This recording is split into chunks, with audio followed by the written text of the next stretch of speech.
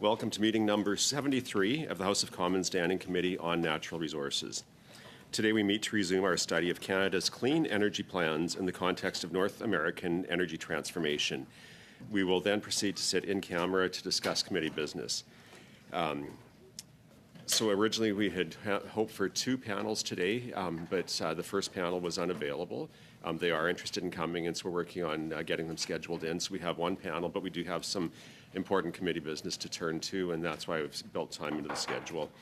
I'll go to Mr. Angus first, and I'll come back to do a welcome to our witnesses. Mr. Angus. Thank you, Chair. I'm just concerned whether or not Mr. Rich Kruger has agreed to testify to our committee. I know that we put that as a priority. Has Suncor agreed to make sure that Mr. Kruger would be coming here to testify?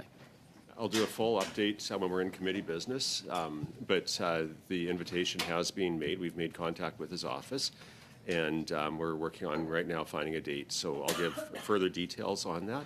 But that motion is in the process of being moved on and a meeting scheduled.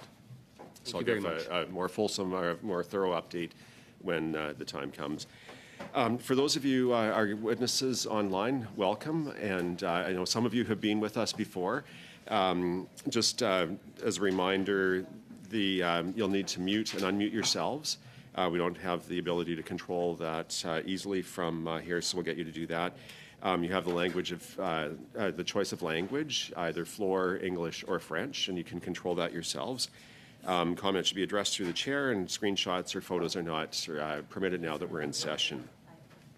And in accordance with our routine motion, I'm informing the committee that all remote participants have completed the required connection test in advance of the meeting, and thank you to the witnesses for making time to do that. It's an important part of our procedures. So I'd like to welcome our three witnesses. We had hoped for a fourth, but there was a last-minute issue, and so, but we do have, much to our pleasure, Andrew Leach, Associate Professor, University of Alberta. From ATCO, we have Dale Friesen, Senior Vice President and Chief Government Affairs Officer, Corporate Affairs. And finally, from the Indian Resource Council, Stephen Buffalo, President and Chief Executive Officer of video conference. Yeah. So thank you for each of you for taking the time to be with us today. We're going to go through opening statements. Each of you will have 5 minutes. I have a clock with me, and if you can see me on screen, I'll give the yellow 30-second warning. When the time's up, I'll give you the red card. Don't stop mid-sentence, but wind up your thought. And we'll use the same system when we get into questions and answers, just to keep the flow going. We'll have about an hour, and then we'll suspend, move into closed, and that's how the morning's going to go. So first up, why don't we start with Mr. Leach, if you're ready to go. I have 5 minutes on the clock, and the floor is yours. Merci, Monsieur le Président. And thank you all for having me, and thanks to the chair and the clerk for working around my teaching schedule, which I think was a little bit of a burden to you. Your topic of study is an important one, so I'm really glad to be here to talk to you about it. The IRA, or Inflation Reduction Act of 2022, has changed the energy landscape in North America, and I would say it's one of the most important climate change policies we've seen anywhere to date. Pardon, Monsieur le Président. Very sorry, Chair. The quality of sound is insufficient. Yes, the quality of sound is insufficient from this witness to allow for interpretation. We're getting a breaking in and out of the sound. That's what we're being told by the interpreters. We'll pause for 1 second. Mr. Leach, just give us a second to figure this out. We did do a sound test, and it was cleared. But obviously, if it's not working, it's not working. So we'll see what we can do to get this resolved. So just bear with us for a moment. Can you hear me okay on the floor?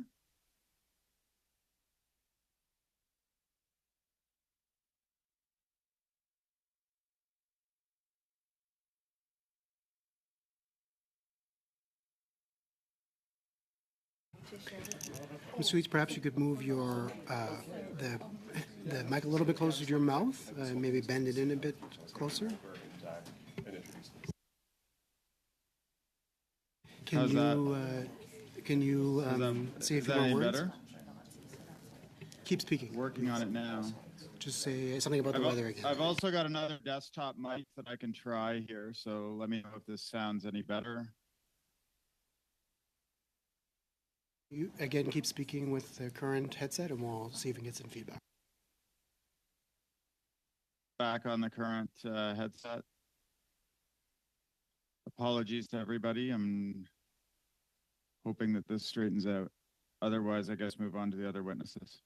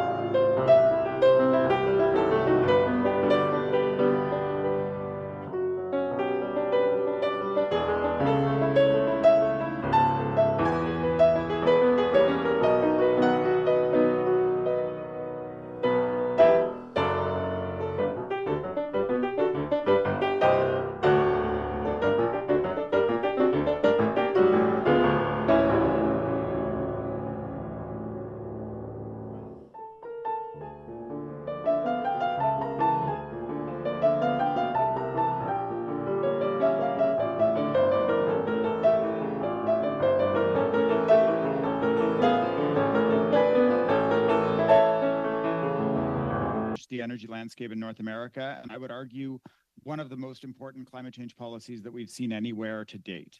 And the scale and scope of what it's trying to do applied in an economy the size of the US is going to swamp most other measures.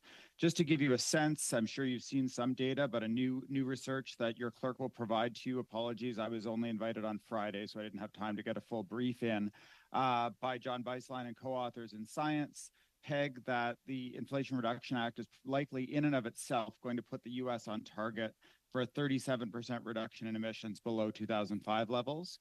Canada, by contrast, even with a broad suite of additional measures as modeled by Environment Canada, would only get to 34% below 2005. So those numbers, and also the scale of investment that we're going to see south of the border, is going to, or already has, I guess, put substantial pressure on Canada to redouble its efforts. And I could speak to many aspects of what's changing in North America today, but I want to focus on one part for the most part, and that's the electricity. I'll fit in a little bit on oil sands in the end. But I do think that one of the challenges we see when we quote big economy-wide numbers like those that I just cited for emissions out of the U.S. is that they hide important sectoral differences and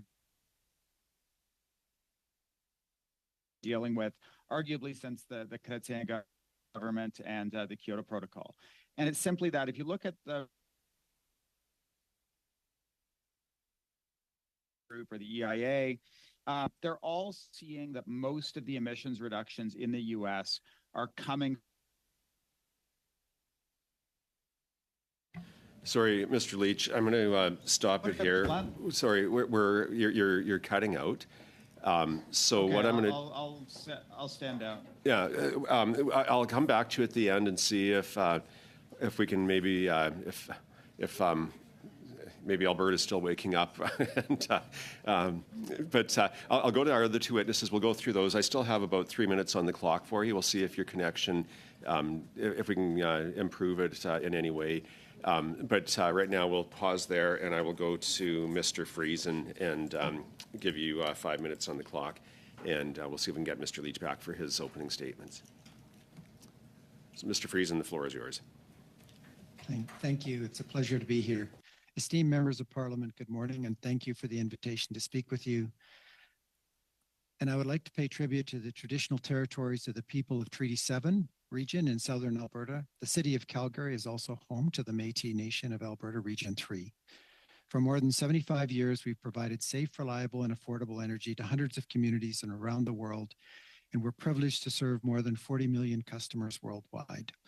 We own and operate electric and natural gas utilities in Alberta, the Yukon, the Northwest Territories, as well as Western Australia. We also own and operate about 500 megawatts of power generation with a pipeline of more than 1.5 gigawatts in wind and solar projects. In our view, Canada's competitiveness is a result of a constellation of variables. Fiscal policy, including ITCs like those proposed by the Government of Canada, are vital, but they must be considered along other factors. Finalizing these critical supports is important, but will not be enough to secure Canada's competitive position. We must focus on to do that, we believe Canada must focus on 6 areas. First, to prioritize public safety, affordability, and competitiveness.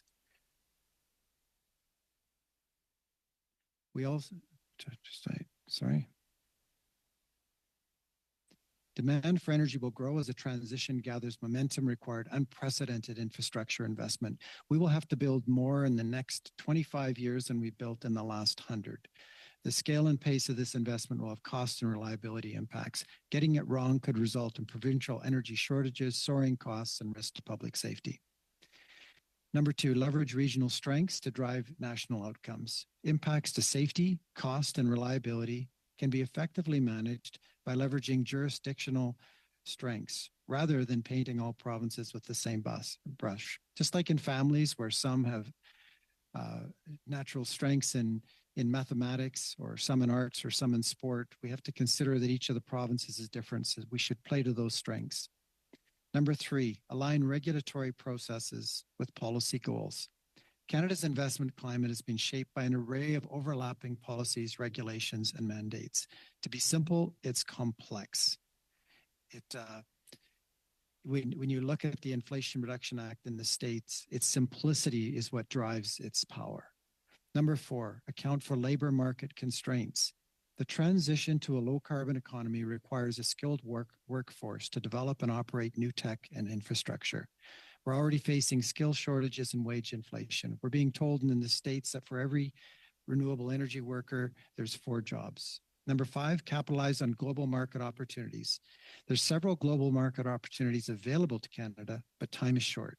Expanding clean energy exports presents significant economic opportunity, particularly for clean fuels like hydrogen.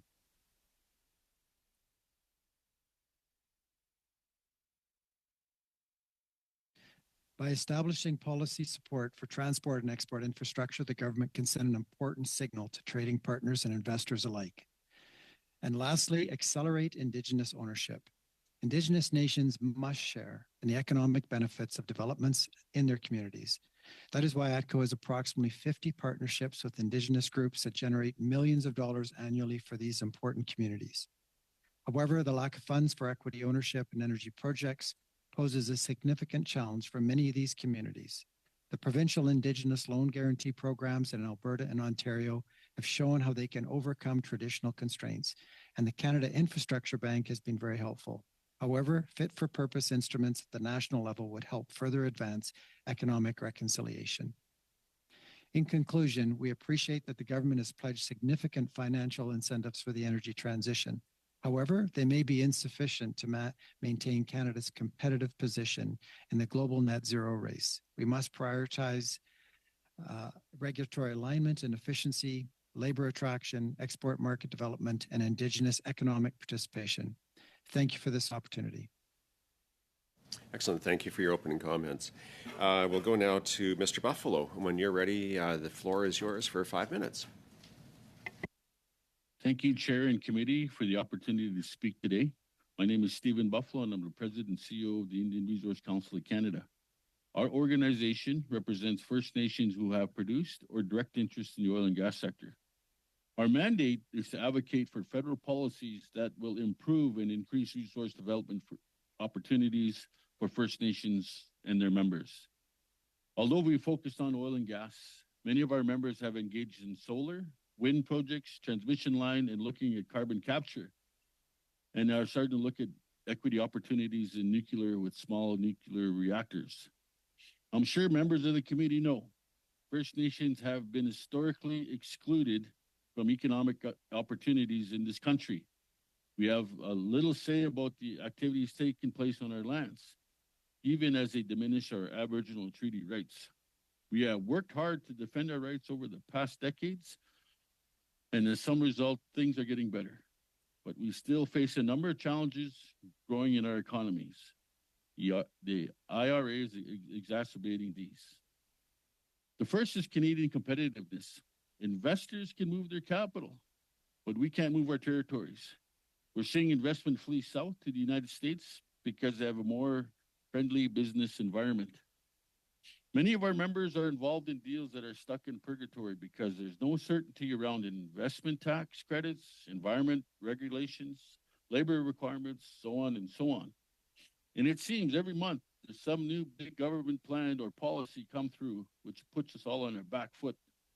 Our members need more consistency in order to attract investors and to build projects.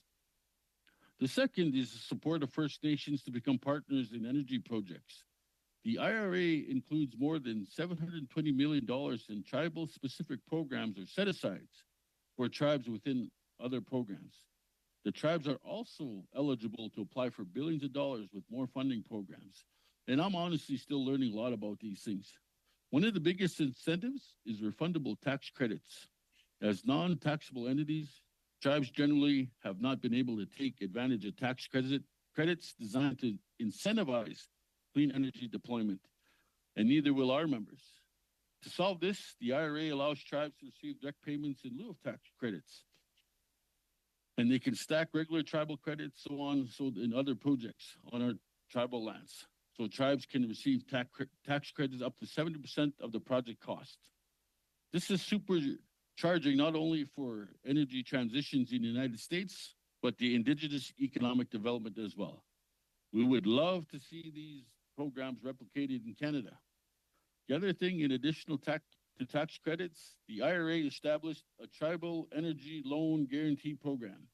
It's a fund of $20 billion. It started as a Canadian idea, and we have it in Ontario and Alberta and Saskatchewan. I know the government has the establishment of a national Indigenous loan guarantee program, and as the chair of the Alberta Indigenous Opportunities Corporation, I strongly support this.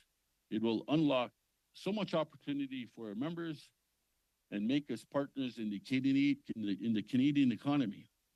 But I also have heard concerns about that it'll exclude fossil fuels. I want to take this opportunity to strongly request that you do not, I repeat, you do not take away opportunities of our nations off the table. Even as we engage enthusiastically into clean energy investments, we depend on revenues from oil and gas. The Indian Act funding is not enough. Our leaders do not need to manage poverty. We need finally to get a piece of the pie of the projects that are happening in our territories, extracting our own resources. And many companies have lining up to partner with us, but we need to bring equity to the table. Both the Alberta and the American Loan Program explicitly allows fossil fuel projects. It'll be a real slap in the face if the Canadian program denies these opportunities to us. Thank you, and I look forward to answering any questions. Great, thank you so much for those opening comments. Mr. Leach, it looks like you have a new background, so we'll see if that brought a new level of connectivity. So if you want, we'll go back to you and see if your sound quality is good. So I'll turn it over to you. There's about 3 minutes left on the clock for you, if you want to pick up where you left off. I sure hope so, Mr. Chair. Please cut me off if it's terrible. How does it sound? Starting strong. Okay, perfect.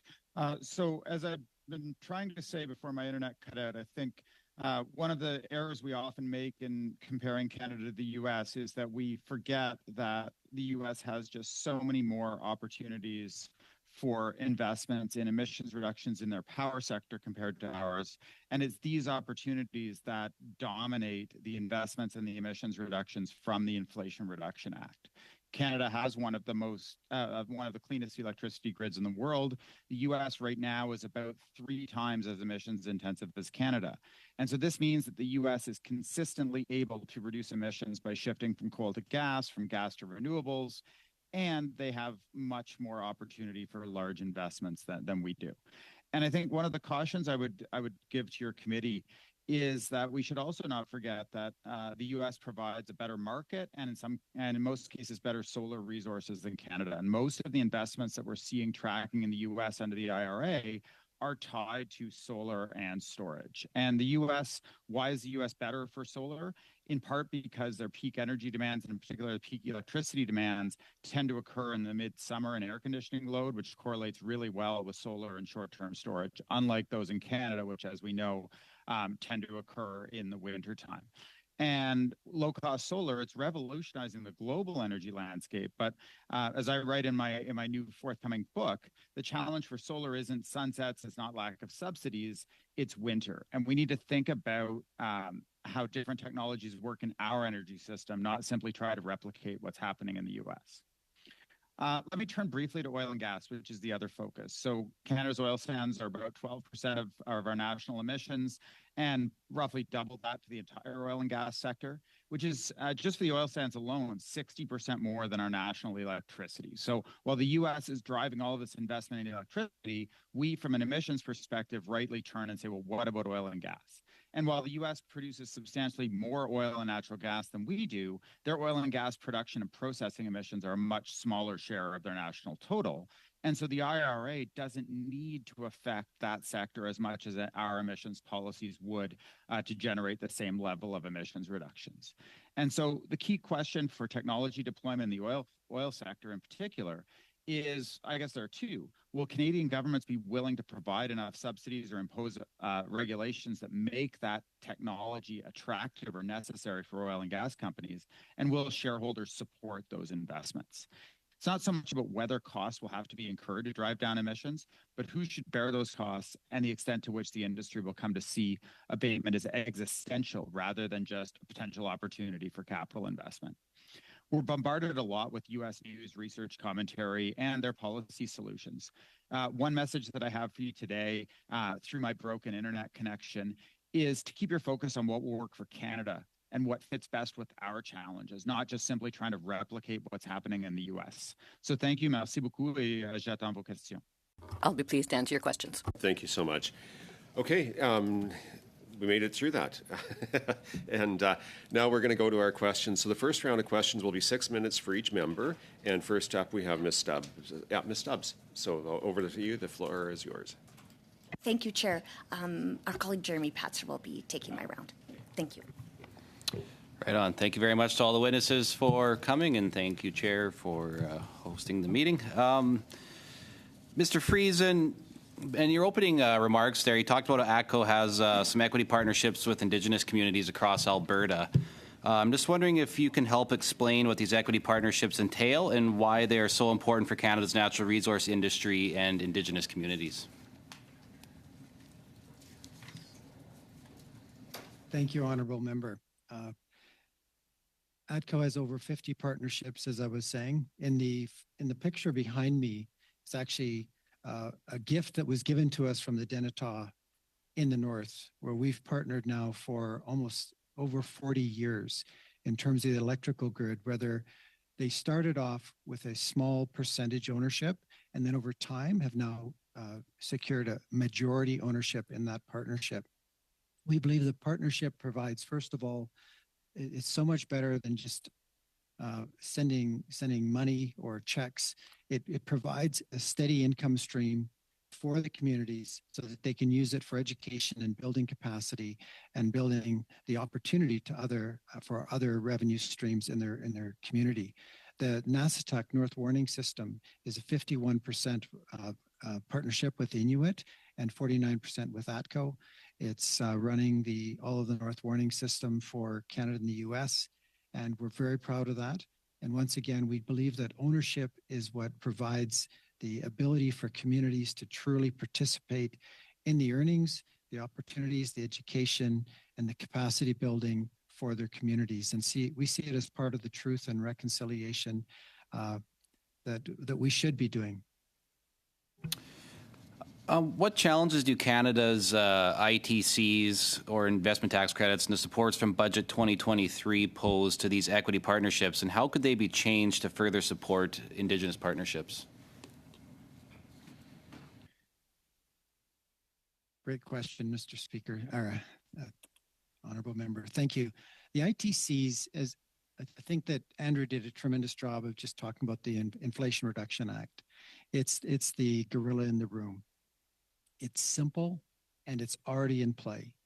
And the Canadian system with the investment tax credits, and we do commend Finance Canada for their tremendous work on building these 5 different ITCs. They're not finalized yet. So the US system is already in play, whereas the Canadian ITCs are not complete. They're still looking at things. And there's also ankle weights. If you compare it to 2 racers standing at the blocks, the American athlete would be already 10 meters ahead. And secondly, the ankle weights around the Canadian competitor would include the uncertainty around the ITCs, what they'll include. Another ankle weight would include the fact that the ITCs are linked to whether or not your province agrees to a net zero by 2035 legislation that has not yet been finalized and is not to be expected to be finalized until 2024. So these types of barriers, and then the lack of clarity on the contract for differences, how those will work. So I believe that Canada could be very competitive. It's just we have to get these things right, and we have to move faster in terms of getting them completed so that the boards can look at these and make decisions. In the States, it's relatively simple. Boards can look at a project, evaluate, and those boards would include Indigenous boards, Indigenous partners. And the other is that they could move quickly.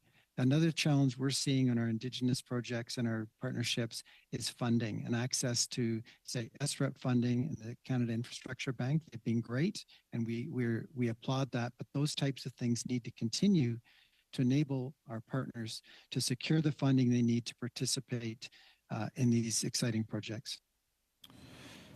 Okay, you kind of touched on one of my final points that I was hoping to talk to you about, and that's, I guess, permitting, red tape reduction, issues like that. When you just said that it's tied to the clean electricity regulations, but yet you're not going to have the information until at least 2024, that means we're basically only 11 years to be able to do that, and we've already heard that we've heard various reports it's going to be like a doubling, maybe even a tripling of grid capacity to be able to do that.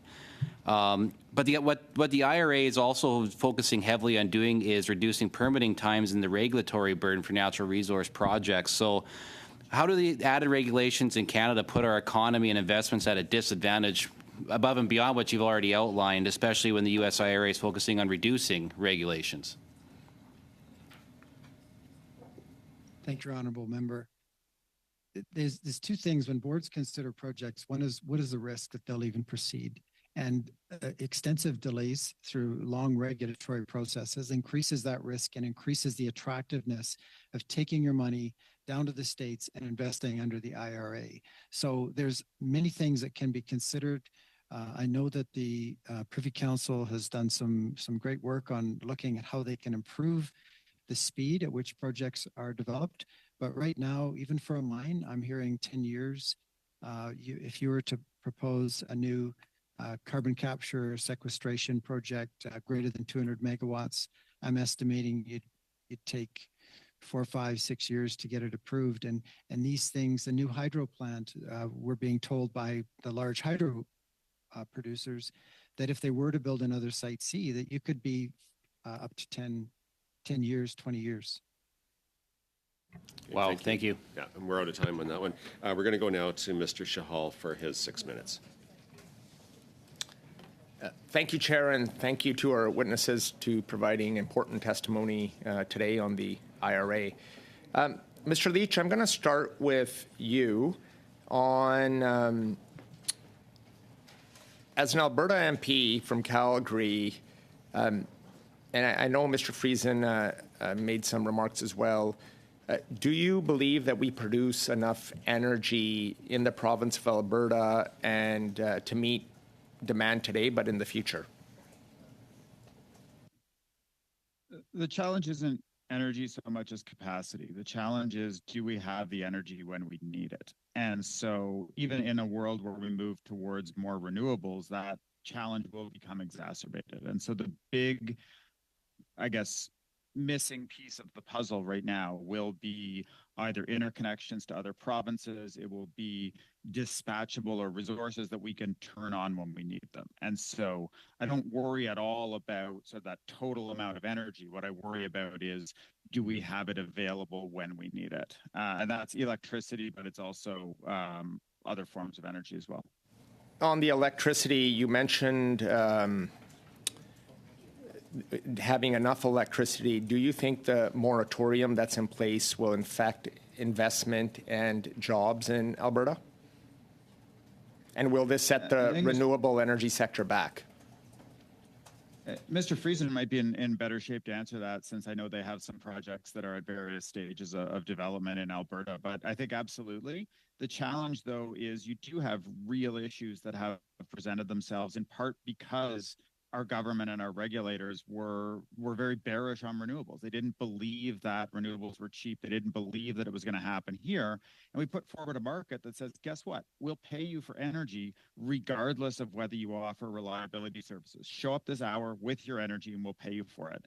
And now we're suddenly really surprised that when the cheapest form of energy in the world is solar power, that people are doing exactly what our market tells them to do.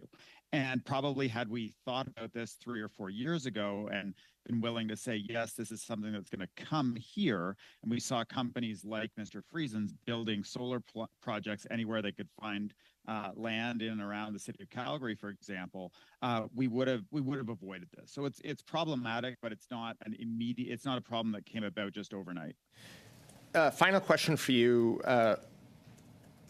With the IRA, where are we competitive, but where should we focus on for further incentives to compete with the U.S. specifically?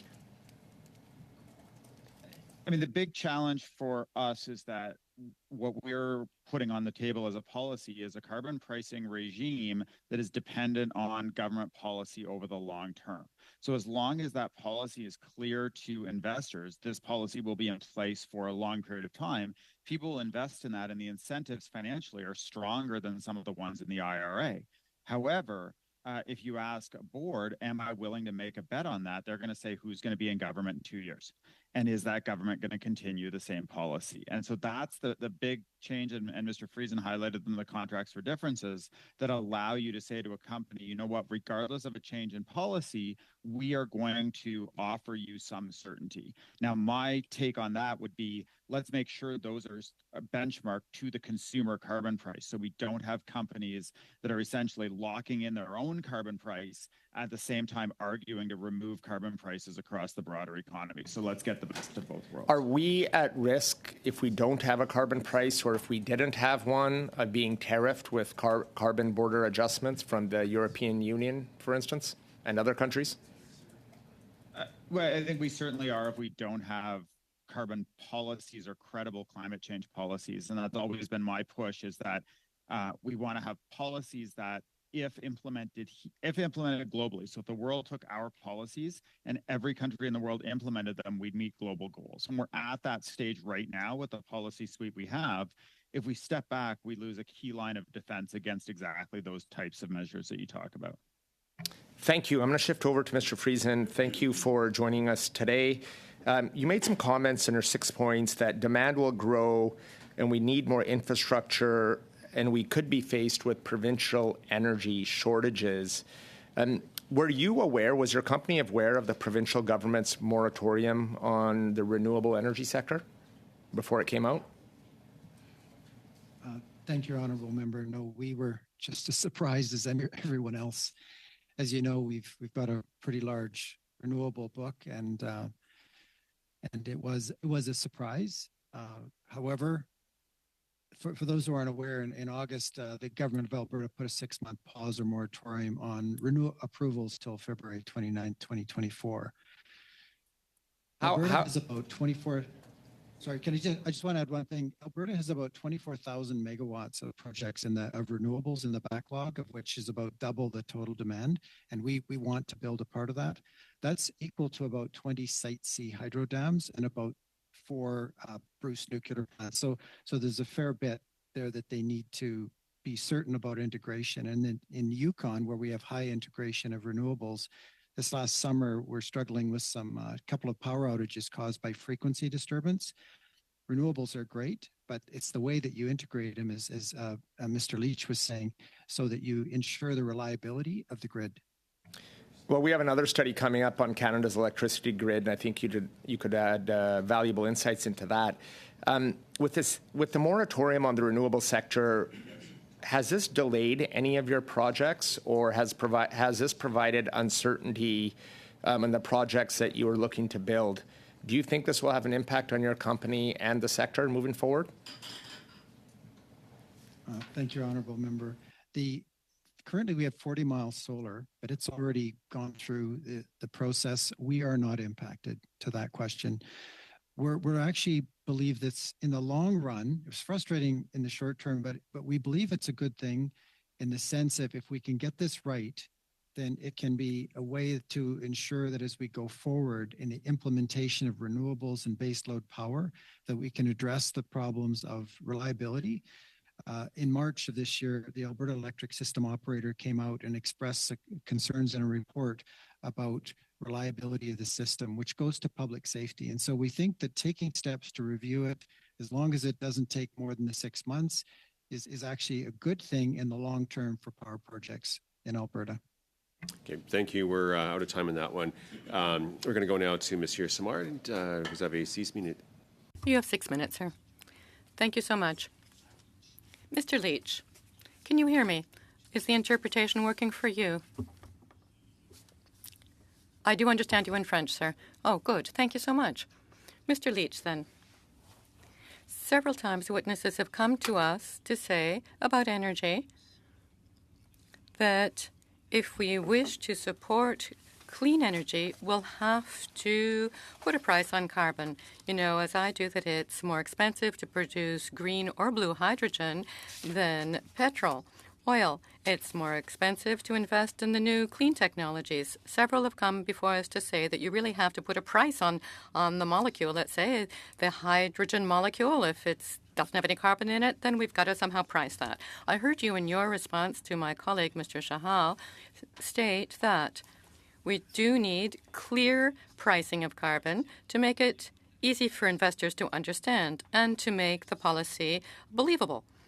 Investors need to have confidence and to trust a system and its being there for the long term. So if I understand correctly, that means you do favor a price on carbon? Yes, of course, Mr. Simard.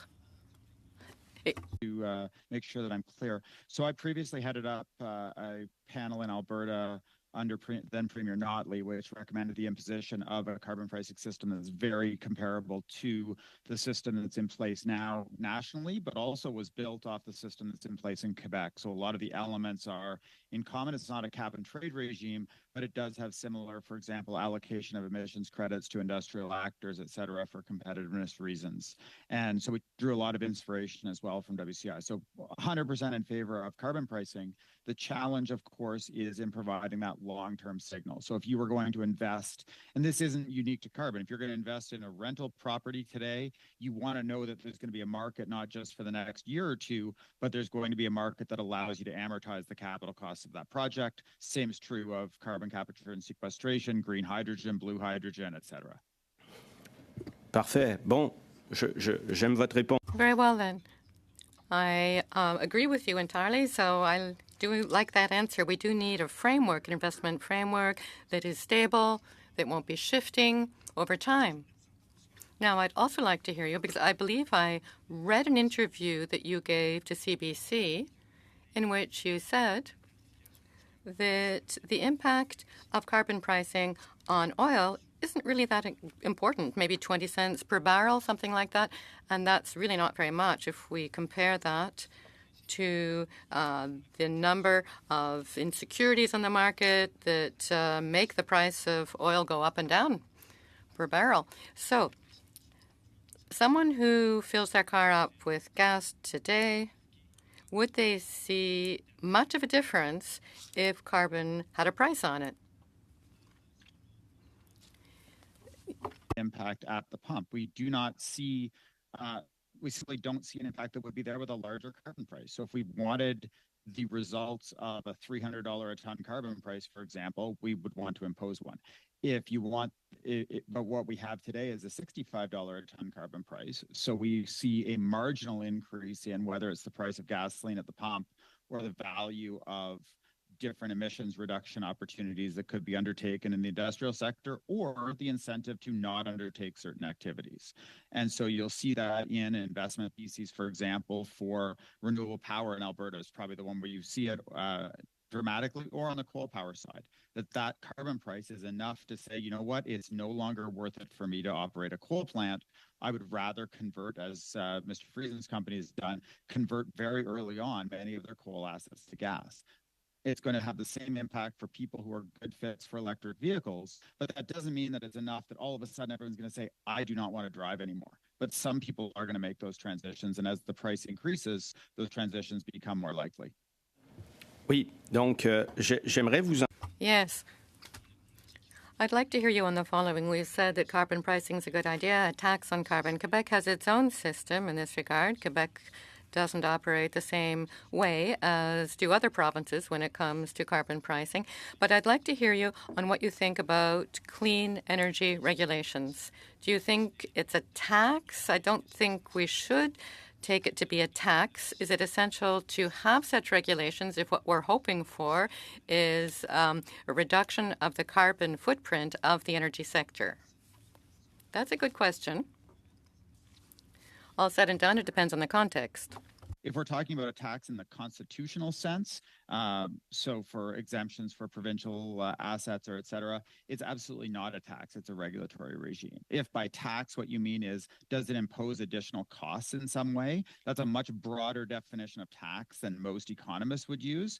But absolutely, there are going to be some costs imposed in the supply chain because of the clean electricity or clean fuel standard. And I think that's clear in, for example, the regulatory impact assessments that's come out from Environment and Climate Change Canada. The answer to the second part of your question links to what I said earlier, which is if we want a system which drives emissions down, so I'll use Quebec as an example, Quebec has a price on transportation fuels that comes in through its WCI, but emissions from transportation in Quebec have grown faster in recent years than emissions from the oil sands.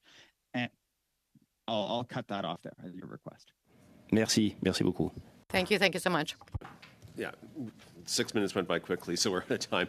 I also did want to mention to the members to acknowledge that Mr. Leach does have a hard stop at noon today, and so we'll be dropping off at noon, but we can keep going perhaps for one more round after. We'll see where we're at. But right now, we don't want to eat up Mr. Angus's time, so it's over to you for 6 minutes. Thank you, Mr. Chair. I think one of the things that surprised everybody was how fast the impacts of the IRA began to be felt in the American economy and how things shifted so dramatically within a 12-month period. One of the push that we did, certainly as New Democrats, to get the government to really move on clean tech incentives was so that we didn't see a bleed off of jobs, opportunities, investments to the United States because of the IRA.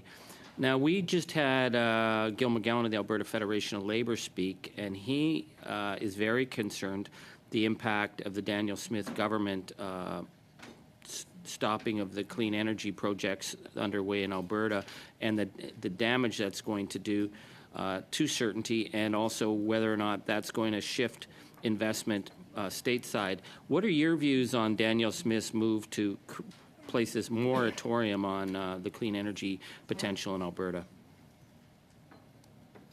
Mr. Leach. Thank you. My views on that are basically the same as what I said earlier. I think we missed an opportunity to be prepared for the fact that solar and wind have become some of the cheapest resources in electricity generation resources in the world, and because of that, we're caught in a little bit of a policy problem.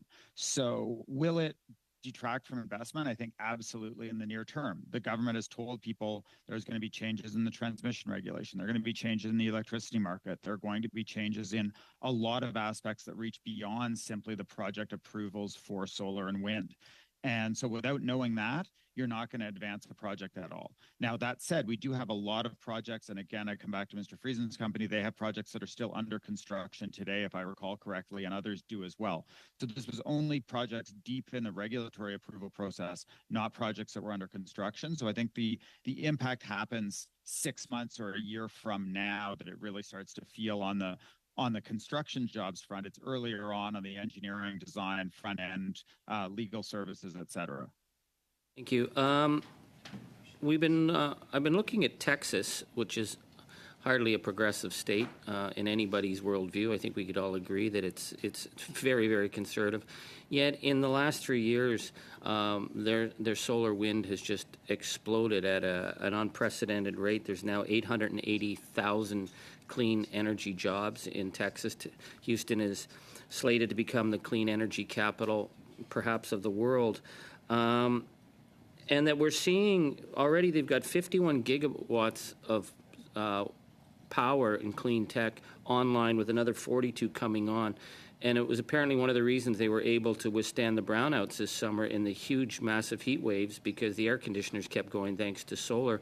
Do you think there's lessons to be learned with the speed with which Texas has moved on building a clean energy system? I think we're learning those same lessons here in Alberta that your colleague mentioned earlier about the ASO's study in the spring, and the grid operator in Alberta, they were thinking about what happens if we have 2,000 megawatts of solar, and then 6 months later we've got 4,000 megawatts in the queue. So we've seen that rapid explosion as well. And Texas is a nice parallel. Where I would highlight the differences is our big crunch times for electricity and for energy come in the last couple of weeks of December, the first couple of weeks of January. And that's a very different environment for solar, and in some cases even for wind, than Texas's high energy demands, which occur in the peak summer months, where it correlates really well with solar, or even in stormy seasons where it tends to be a little bit windier in their area than it is here. So some lessons, but not a perfect fit. I was speaking to someone involved in the clean energy industry who told me he didn't think there was a location in the world better than Alberta for solar and wind, just because of the geography and the light. So if you were saying that we need to actually create a balance in the winter months on clean tech, what would you be suggesting? Geothermal, hydrogen? How do you see it, or battery capacity? I think the biggest opportunity lies in interprovincial power lines. We have great hydro resources. We have, on either side of Saskatchewan and Alberta, we have provinces with great hydro resources. And so I think our best move is, we should have projects under construction right now that integrate those markets more. And probably we need other incentives and other supplies that'll come online, but those will respond to the market. I think batteries is another one where we'll see those respond to the market. But again, the biggest challenge is just that, 1 week long period in the winter where you're going to have low solar, low wind, et cetera. The energy is great.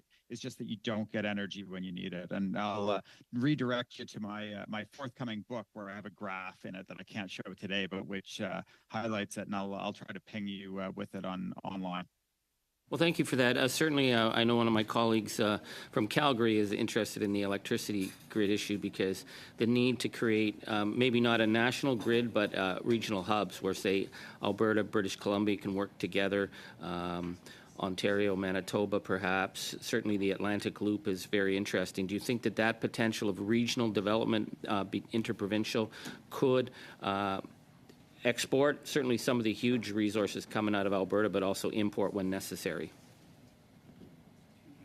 That's exactly the model. And I think the more integration you have, then you take advantage of those resources. You take advantage of the capacity that's in BC Hydro. You take advantage of the energy that comes from Foothills Wind and excellent solar in Alberta.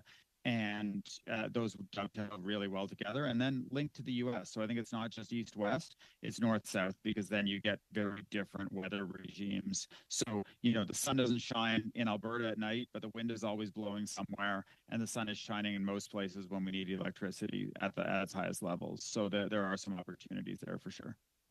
All right, that's the end of our 6 minutes there. Mr. Leach, before you go, thank you so much for making time available. If you want to stay around until you need to drop off in the next couple of minutes, that's fine. And I'd like to remind you, and I'm sure you've heard this before, if any of you have additional information you'd like to submit up to 10 pages, we're happy to accept that, and you can send that in to our clerk for translation and distribution to our committee members. We're going to move now into the next round. We'll do 5 minutes for the first two, 2.5 for the next two, and see where we're at. We do have some committee business, so we'll see how things go. But first up for 5 minutes, we have Mr. Falk, and so the floor is yours. Thank you, Mr. Chair, and thank you to all the witnesses for your presentations here. Mr. Friesen, I'd like to begin with you. You made a comment in your opening remarks about getting it wrong will come at a big cost. And I think in some of your subsequent remarks, you've used the terminology, we need to get it right. I know that Alberta has been a leader in renewables and wind and solar. And in fact, your company, ATCO, is heavily involved in that. Can you tell us roughly what percentage of the power produced in Alberta is from wind and solar?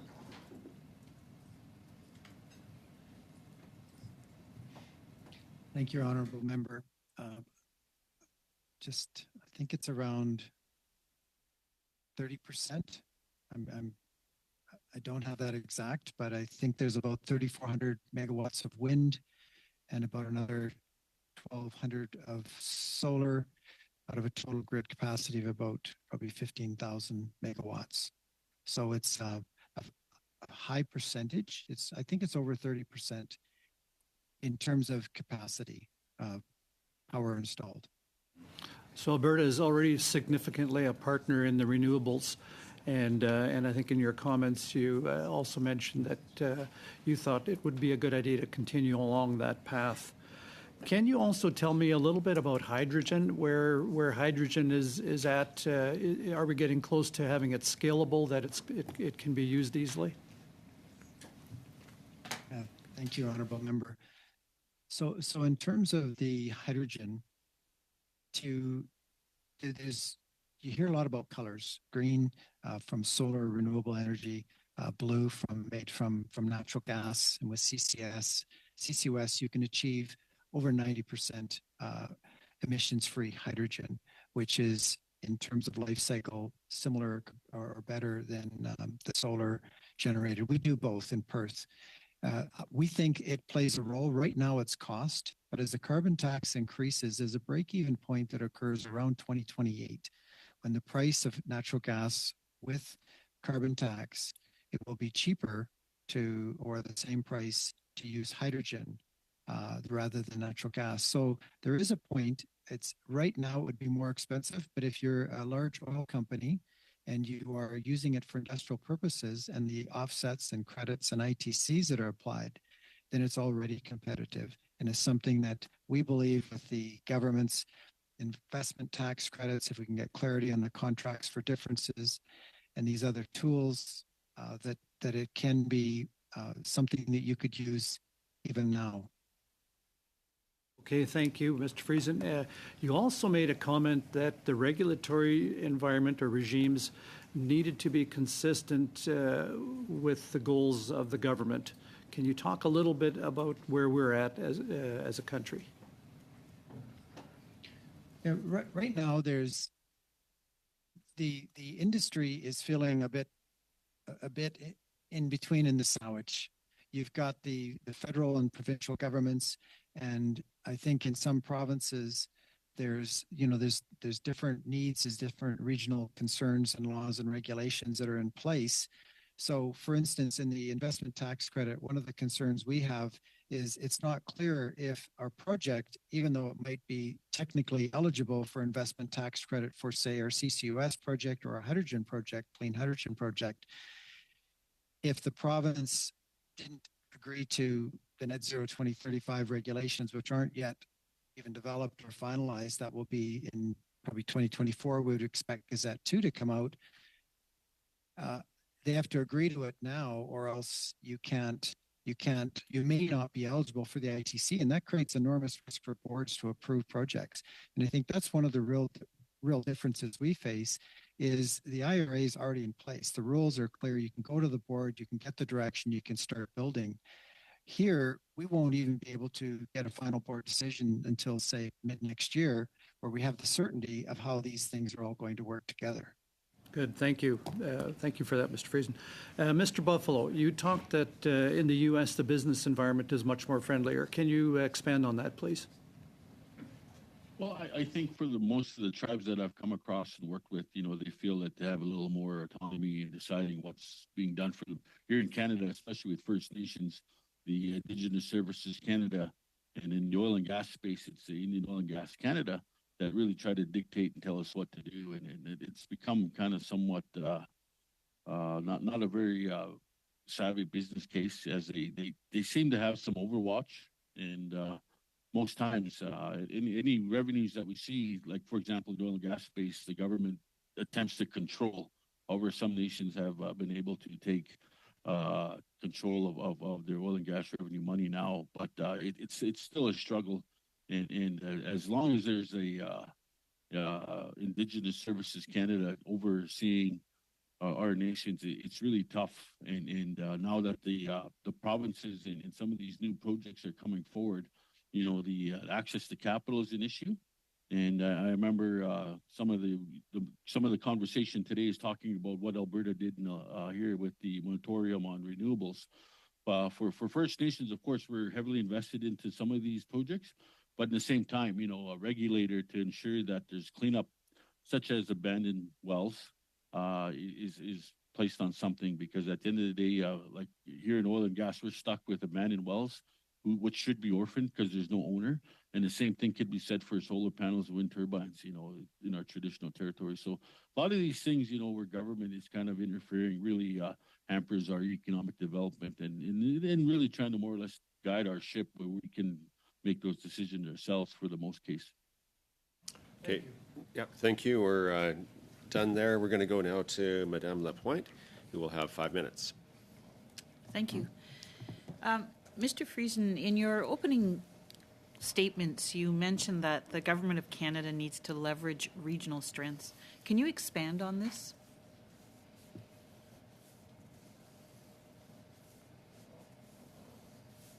Thank you, Honourable Member.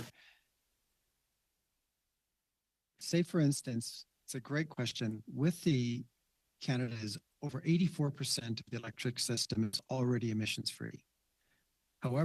Hydro-Quebec, so the province of Quebec and then Ontario and BC, and Manitoba, they're nearly 100%. But other provinces like Saskatchewan, Alberta, and Nova Scotia, they're not nearly so far along. And so the impacts aren't felt equally. It's not the same lift to build out and then replace your system. So that regional differences means that a clean electricity regulation, the burden's going to fall a lot more heavily on those provinces that aren't blessed with a rich supply of hydro and nuclear and renewable power already. So that's one of the differences that I was referring to. You also mentioned that the Inflation Reduction Act simplicity is what drives its power. So I want to ask you, what does that look like for Canada? What is it in the IRA that you think Canada should replicate in its policy? Thank you, honourable member. It's a great question. As our smart tax people tell me, the systems between the two countries they aren't the same. So of course they'll never look exactly the same. I think it's the simplicity. Say for instance, investment tax credit. The investment tax credit, if you look at it, it is more sticks attached, whereas the IRA has a lot of carrots. And say an example of labor. So if you have an ITC for a carbon capture and sequestration project currently, and you are unable to attract enough workers of the Red Seal apprentices and apprentices to your project, then you actually get significant deductions on your investment tax credit value. And we all know the huge labor shortage we're seeing and the fact that many of these workers are transferable. They can go down to the States and work on those projects. So to make the ITC conditional on so many things like that are out of your control, like a labor supply, makes it difficult to compete. Whereas in the States with the IRA, just if you design your project to fit the parameters, it's going to be eligible. And if you achieve better labor targets than are set as the minimum, then you get bonuses rather than penalties like the stick. So it's a carrot and stick approach. And so part of it is simplicity. Some of the simplicity could be even if you added incentives rather than takeaways, because for a board to approve a project, which is going to say build a CCUS project for a large natural gas plant to provide clean energy to Albertans, if they can't control the labor supply. If they're not able to achieve the right number of Red Seal technicians and the right number of apprentices, they can actually be at risk of losing a huge percentage. So something completely out of their control. So they really don't know what they can count on. And so giving certainty can be just in the way that you design these extra features of the ITC. I would simplify and say, for instance, for labor, you could simply say, make it a best efforts. That would take away the risk to the corporation saying, of course, that's the goal, that's the desire. But if you make best efforts to achieve it, then you'll get the full ITC. Whereas currently, that's not the case. Thank you. Chair, I'm going to cede my time to my colleague, MP Sabera. Okay, there's 1 minute left, so let's go. Thank you, Vivian. Thank you to my colleague. That was very kind of her. To the gentleman from AGCO, obviously we all await the enabling legislation for the 5 ITCs, and it was a great response and great policy measures that we put forth. On your 6 pillars, you talk about capitalizing on global opportunities, and I wanted to just hear from you on how AGCO has positioned itself and is capitalizing on the energy transition that is taking place. Thank you, honourable member. ATCO has invested heavily in the energy transition. We are deeply committed to renewables. We have a goal to have 1,000 megawatts in operation by 2030. We're about 32% along the way of that goal, and very excited to continue to build more. We've purchased a pipeline of 1.5 gigawatts of renewables. We've also invested heavily in clean hydrogen projects, which both here and in Australia. In Australia, we're already providing clean hydrogen from renewable sources to 2,700 homes for blending, for decarbonizing residential heat. We're looking at projects like large-scale hydrogen in Alberta that can decarbonize industry, heating for both residences and commercial, power production, and transportation. So we're we're all in, and we also believe that that comes with supporting our Indigenous partners, and we have a commitment to increase the amount of benefit that our Indigenous partners receive from these projects so that they too can build further capacity. Okay, thank you. We're going to end there. That was about, for the first two questions, about a minute over. And so for Mr. Simard and Mr. Angus, I'll give you an extra minute on the clock, and that will possibly take us to the end of this round of questions. And then we need to move in camera, and that takes some time. So, Mr. Simard, you have 2.5 minutes, plus or minus a minute. C'est généreux. That's so generous. Thank you. Quickly then, Mr. Friesen, you've just told us that you have 1.5 megawatts of renewable projects in the pipeline. These are things that are already in the line. Are they up and running? And is it wind, solar? So it's 1,500 megawatts, so 1.5 gigawatts. And of that, we have a large solar project right now, 40 Mile, which is about 220 megawatts. In total, we have about 320 megawatts. And we have an additional roughly 1,100 megawatts that we are seeking to build. It is predominantly wind, mostly in Alberta, and there is also some solar. OK. Et votre... Okay. And your target for the years to come is what? Our stated target in our sustainability report is 1,000 megawatts by 2030 of operational solar. We hope to better that. So that's our stated goal, and we hope to do better. Oui, merci. Merci. Thank you. In testimony, you also stated that we should accelerate equity ownership for Indigenous peoples. In short term, if that's our aim, what could the government do to support that? Member, great question. We think there's a few things.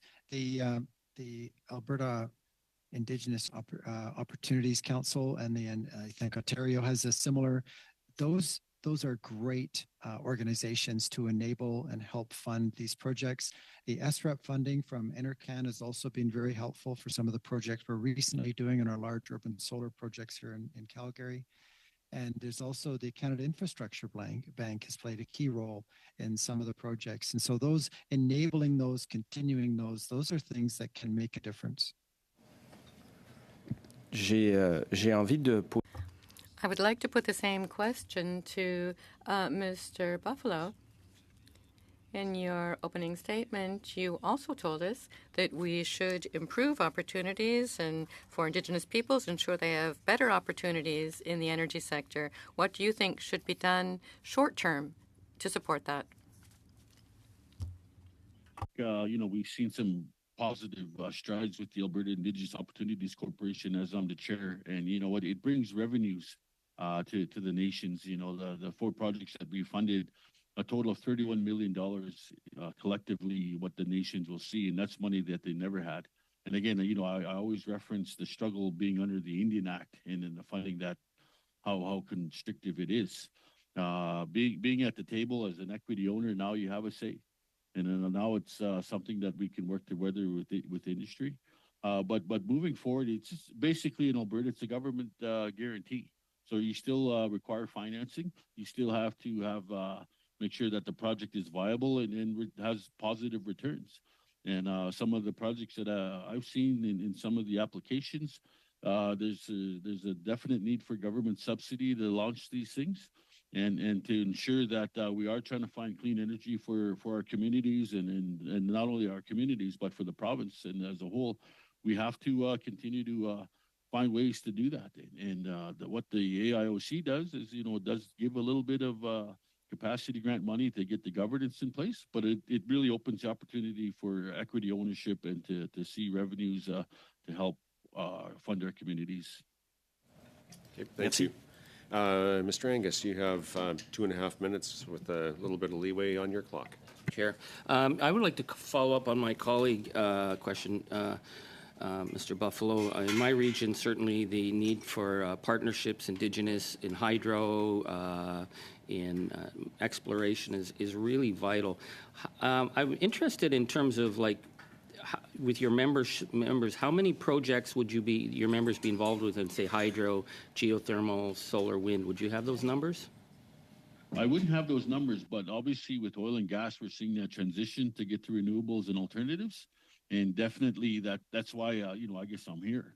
There's a lot of interest in the SMRs, but a lot of it takes working with governments, and the problem right now is that you're seeing a lack of consultation with these members. It might go through the AFN, but the AFN doesn't speak to everybody. And getting the messages down to the grassroots and communities, it's often difficult. We're all for a cleaner planet, of course, we know that, and we all for finding prosperity, and that's one thing I advocate for, is that when we're doing these things, if there's better consultation with the members, and if there's opportunity to be equity owners in some of these projects, because jobs just don't do it anymore. It's got to be different. As long as there's an Indian Act, and as long as we see the continued suppression by bureaucrats to our leaders, it's tough. It's tough. So having these alternatives and having these opportunities is very key. So as long as the First Nation and communities and Métis settlements have the opportunity to say yes or no, that's what I advocate for, and I think that's probably the approach that the federal government should use. Well, thank you for that. It's certainly important. I mean, in my work, the AFN have not been involved in negotiations. It's really done at the community or the tribal council level. I just wanted to ask you, because you had mentioned that you thought that oil and gas, if I heard you wrong, should still be part of these incentives, which I think would sort of blow out our climate objectives if we did that. But I noticed from your filings with the Canada Extractive Sector Transparency Measures Act that you are receiving funding from CNRL, which is one of the biggest oil sands producers. So has your organization been regularly getting money from oil sands operations? No, I didn't. Usually that was because we're doing training. We went through a transition there, and then obviously our funding has been cut, so we have to find alternatives. And one of the objectives of one of our offices, our divisions here, is to help train and to build capacity in communities. And we did site reclamation training with funding that we did receive from Canadian Natural Resources Limited. They know, that they're one of the big producers here, and they're very active in the oil and gas sector in Alberta. So keeping them accountable to help train our people to reclaim our land, I think, was very important. And okay, so sorry, my time's running out. So is that a one-off project, or is that annual funding? That's a one-off project. If we get to do more site reclamation work, I'll definitely put the rigging back on and to pay for all the training we can do. Thank you so much for that. You bet. So I have had a request to finish off the official second round, which would be 5 minutes to the Conservatives and 5 minutes to Liberals. So we'll go next to Mr. Dreeshen, who will have 5 minutes on the clock. Thank you very much, Mr. Chair. I appreciate that. And I guess the first question I would like to talk about is to Mr. Friesen. I've often talked about us actually analyzing the actual environmental impacts from any type of project, from the first shovel we use to dig it up to the last shovel we use to cover it up. So I'd like to ask you, just how much does ATCO set aside for decommissioning of wind and solar facilities when they've outlived their usefulness?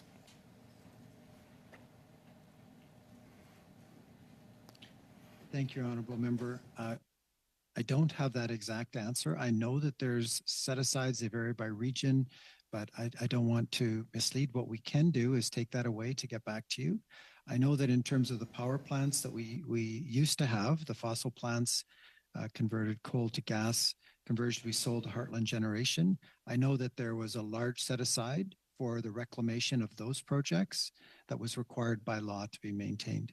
Thank you. I appreciate that. Of course, we know that there's a great amount of money that that was put out to go from coal to natural gas. And of course, I think, Mr. Buffalo, you'd probably be interested in that because many of these projects are going to be on First Nations land. And of course, that's been one of the things that you have been talking about is who's going to deal with this. It's been one of the issues in Alberta when there's dozens of quarters of land that are being put into solar panels and wind farms, and we talk about food security, yet we don't seem to care about taking out agricultural land. So I'm curious, Mr. Buffalo, I know that Indigenous people have worked hard to harness the economic power of natural resources on your land. Are you getting any assurances from some of these companies that are proposing projects on your land that there will actually be a process involved that is going to protect that land in the future? It's the same with the oil and gas sector. We're told it'll be nice and everything at the end, but it's really hard to trust. I believe the history proves itself. Yeah, I believe, and just to that point, I know that though the oil and gas is regulated differently, it doesn't mean that they're doing it right or there couldn't be improvements, but it has been regulated differently. So when you've got a massive tract of land and they're laying down steel in order to put solar panels in or that type of thing, that's really where the concern is, because if they leave, then it's not just send somebody up to clean up an oil well site.